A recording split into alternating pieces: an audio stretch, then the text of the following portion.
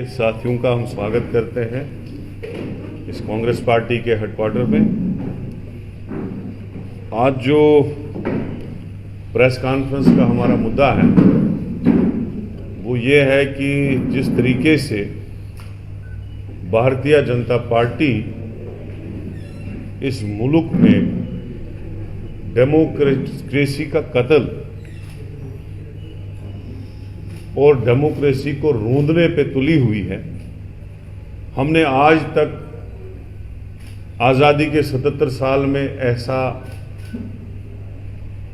जो सिस्टम है बीजेपी का, जो बीजेपी ने एक तानाशाही का दौर चलाया हुआ है, वो हमने कभी नहीं देखा। आप प्रेस वालों ने भी नहीं कभी देखा होगा। कांग्रेस पार्टी अलाव के 11 बैंक खातों को सीज कर दिया गया ड्यूरिंग पार्लियामेंट इलेक्शन, और कसूर क्या था कि 1 महीना हमने अकाउंट अपने सबमिट करने में डिले किया, जिसका ज्यादा से ज्यादा जुर्माना जो है 10,000 रुपए है इनकम टैक्स के एक्ट के हिसाब से। और बीजेपी क्या करती है, एक तो 115.32 करोड़ हमारे अकाउंट से डिटेक्ट किया जाता है और सीधा बैंकों से उसको ट्रांसफर किया जाता है गवर्नमेंट के खाते में, जिसमें इन खातों में टोटल 210 करोड़ था, जिसमें 115 करोड़ निकाल लिया और बाकी जो अकाउंट्स हैं वो सारे सीज कर दिए। ये तो कभी किसी दौर में ऐसा नहीं हुआ कि मेन अपोजिशन पार्टीज के आप बैंक खाते सीज कर रहे हो ताकि ये ना अपना पब्लिसिटी कर पाए, ना अखबार में कोई पब्लिसिटी दे, ना प्रेस में कोई पब्लिसिटी दे, ना ये कैंपेन कर पाए, ना हम अपने कैंडिडेटों को कोई पैसा दे पाए।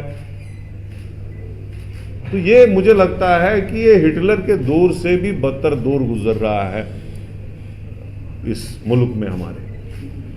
तो आज हम यही बात बताने वाले थे। कल हमारे सीनियर लीडर सोनिया गांधी जी ने, हमारे एआईसीसी प्रेसिडेंट खड़गे साहब ने भी इसी बात पे प्रेस कॉन्फ्रेंस की थी। 14 लाख रुपए जो डोनेशन है हमारे एमपीज का, जो पैसा एमपीज की सैलरी से हमें पैसा जमा हुआ, हमने एक मास डोनेशन प्रोग्राम चलाया कांग्रेस पार्टी का। किसी ने 100 रुपए, किसी ने 1300 रुपए, किसी ने 13,000 रुपए पार्टी को दिया, और यही वही सारा पैसा था जो हमने मास डोनेशन से जो है जमा किया था। तो इस सारे पैसे पे जो है सीज कर दिया गया। अब फार्म भरने का टाइम 27 को फर्स्ट फेज का है, उसके बाद कंटिन्यूअसली फार्म भरने का टाइम है। तो ये बात आया हो रही है कि किस तरीके से पूरे सिस्टम को कोलैप्स किया है मोदी सरकार ने। दूसरा,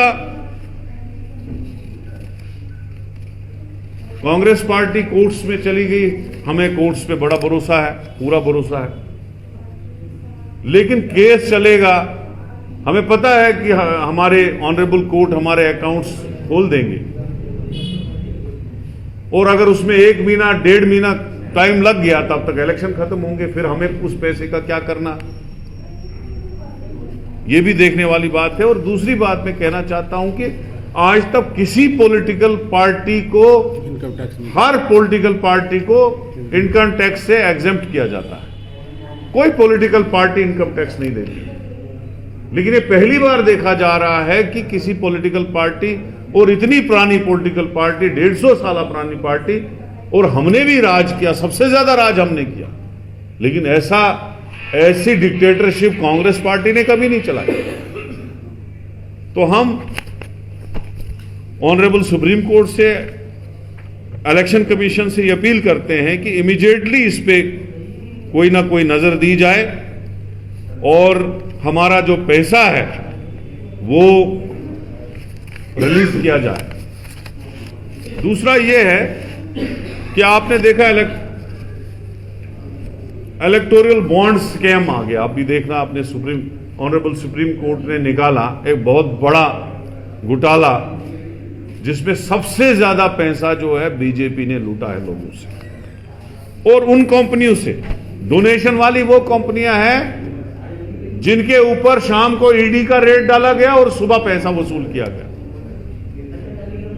तभी तो बीजेपी का प्राइम मिनिस्टर साहब, होम मिनिस्टर साहब और हमारी फाइनेंस मिनिस्टर साहिबा, इनको तो सीधे अब क्या लोग नाम देते हैं वसूली बाई।